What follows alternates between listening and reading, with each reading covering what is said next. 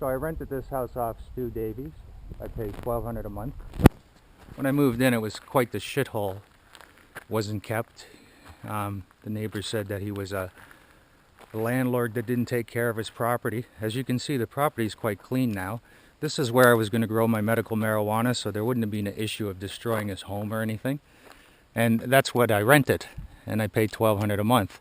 When I moved in, I had no heat, no electricity, no anything. It's incredible. He denied me of everything.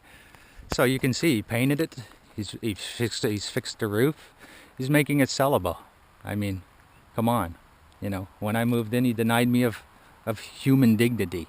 You know, and right here, you can see I was just going to grow it there. As you can see, he's preparing it for sale.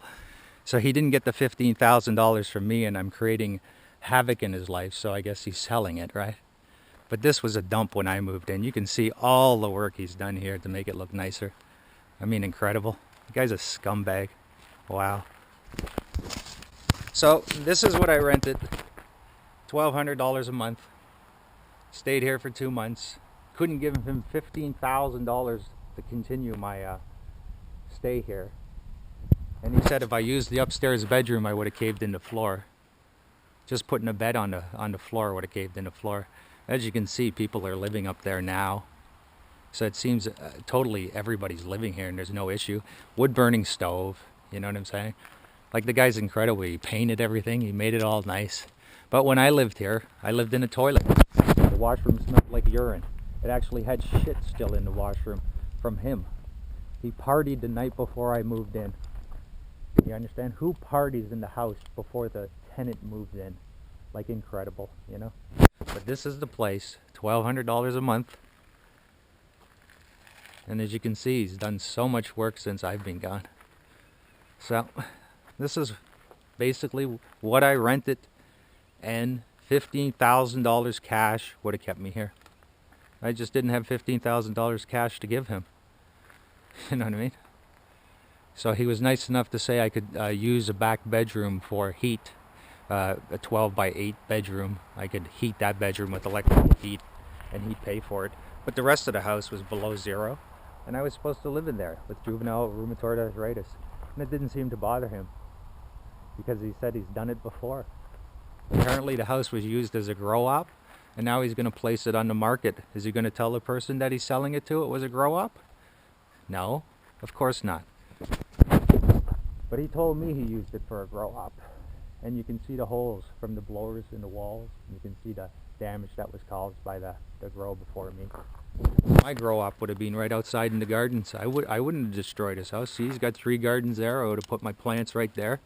I wouldn't have destroyed anything. But I just didn't have $15,000 to give him to stay here. You know what I mean? And Stewy's a big man, about 350 pounds. I'm about 140 pounds disabled. He's about 300 pounds, prison guard. He took that prison guard mentality and applied it to me when I moved in here. You understand?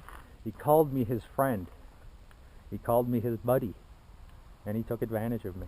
And you can see all that work he's done. This was a toilet when I moved here. An absolute toilet. You know what I mean? And now it's livable because he's trying to make an example of me. He's trying to show his neighbors that he's not that way. He's worried that I'm going to press some type of issue. So he's made it all nice and clean. But when I moved here, it wasn't this way. It was absolute garbage.